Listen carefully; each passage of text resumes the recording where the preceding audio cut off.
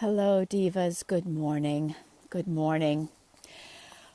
When I went to bed, actually when I got up yesterday morning, I was planning to be celebrating a woman president, celebrating a step forward, a defeat, if you will, of all of the things the current president-elect seems to stand for. And I did not sleep very well last night at all. And I did not sleep very well the night before for a different reason. So what you are seeing this morning is what I call my fashionable death warmed over look. I wanted to speak with you today. And when I first felt it, I didn't have a whole lot to say. But I've been out here with the tree and with the land and making offerings and smoking prayers, and things feel a little bit different right now, which is a good thing. I'm reminded of, how many years has it been? 8 years. In 2009, January 2009, I was flying back to Maine from Phoenix, a meeting I was at Phoenix. And I changed planes in Dulles International Airport in Washington, D.C. And they have, or had at the time, these strange little buses you would get on, and they would drive people between the terminals.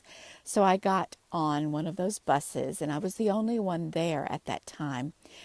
And then this man came on, this very brilliantly lit from within black man, wearing a suit and with a group of other people wearing suits.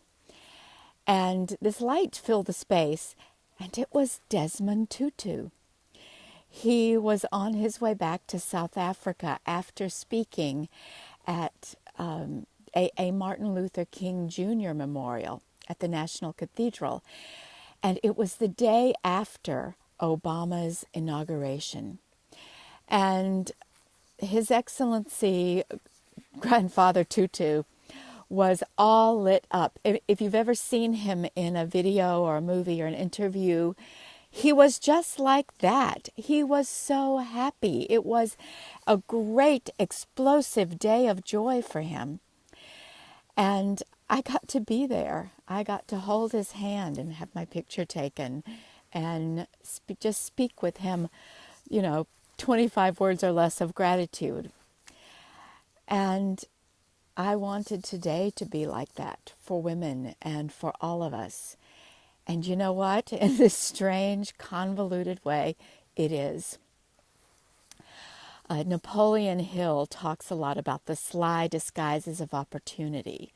And as much as I'm not really ready to say it and not really ready to hear it, Goddess has been out here with me, and she's saying, you have been handed one of the slyest, meanest, nastiest opportunities in disguise of your lifetime.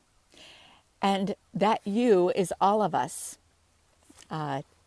Our lifetime, we have been just handed an extraordinary opportunity. And we get to make something extraordinary of it. So,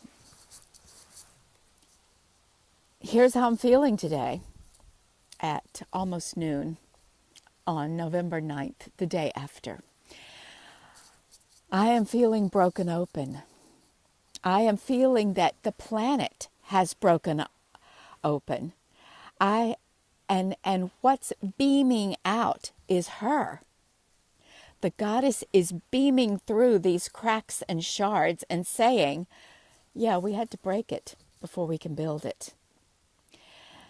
And that doesn't mean it's pretty or easy or that this is what we want or we like. But this is what we created. We all created this together. And the work goes on. The work begins. I've been talking in the group recently of gathering the powers, gathering the divine feminine powers.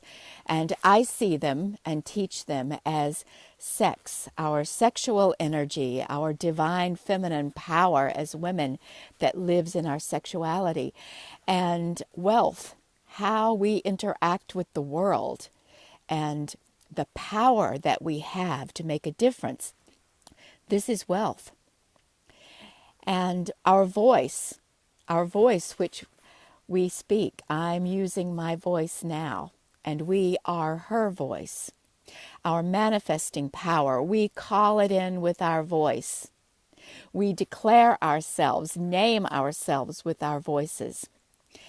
And we speak truth and justice and love with our voices. And so the work is just, it's more intense than ever. And she's with us, and she's saying, get off your ass and do it. And she's fierce. She's not here. What did I say on someone's post? There are no rainbow farts and sparkles here today. She is fierce. I will introduce you to some of my fierce goddesses in the near future. And, what I want to urge you to and support you in is this step that we are all taking together. And that is the intensity of our personal healing journey and our personal discovery of our wealth and our mission and our voice, and finding all of that and being able to speak it. And we absolutely must do it together. This isn't a solo journey, not any of it. Not the healing, not the speaking out, not the teaching, not the walking forward, not the marching on Washington or gathering in circles and praying and doing ceremony, whatever it is. We are here in front of the cauldron of sex, wealth, and voice, the divine feminine powers. And we each have our special spice and ingredient to put into it. And you may have different names for some of these things. And I want you to find those names and speak them out. Use this group for that. Use me to support you. Use all of us together to support you. So what I really wanted to say to you today, all I thought I was going to say before Goddess said, brush your hair, put on your earrings, put on some lipstick, and act like you mean business. Get ready to kick ass, in other words. She dropped into the group last week this poem by Alice Walker on November 1st or 2nd. And she wants me to read it out loud and add the vibration of my voice to it now. Listen to this call from grandmother Alice Walker. Calling all the grandmothers. And she writes it capital Grand, new word, capital Mothers. So it's a multi-dimensional meaning of grandmother. Calling All Grandmothers by Alice Walker. We have to live differently, or we will die in the same old ways. Therefore, I call on all the grandmothers, everywhere on the planet, to rise and take your place in the leadership of the world. Come out of the kitchen, out of the fields, out of the beauty parlors, out of the television. Step forward and assume the role for which you were created. Step forward and assume the role for which you were created. To lead humanity to health, happiness, and sanity. I call on all the grandmothers of Earth and every person who possesses the grandmother spirit of respect for life and protection of the young to rise and lead. That's us, divas. That's us.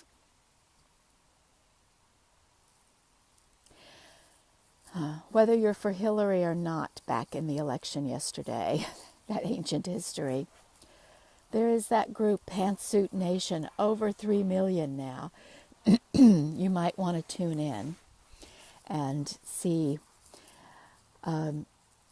Just keep your finger on the pulse of what's happening, because we will need many of us all together from all walks, all races, all faiths, all sets of wisdom,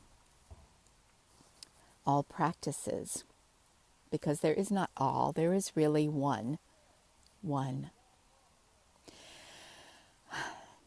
So I want to close with something that my dear friend John Gardner shared on his wall, and I was reading it at 3 a.m. He said, when the going gets tough, the tough love harder. And he began telling all of his friends, I love you so hard. And that's what I feel. I'm finding the way to feel it as I let myself just be with what is. In the Sweat Lodge last November 1st, a week ago last night, I was told to greet yesterday with love, and I couldn't find it. I didn't know what it meant. This is what it means. I love you so hard. So go tell everybody that matters to you, and yourself in the mirror, I love you so hard. Because that's how the goddess is loving right now, and that's the task she's given us. I love you so hard. Thank you. I'll see you in the group. I love you so hard. Aho.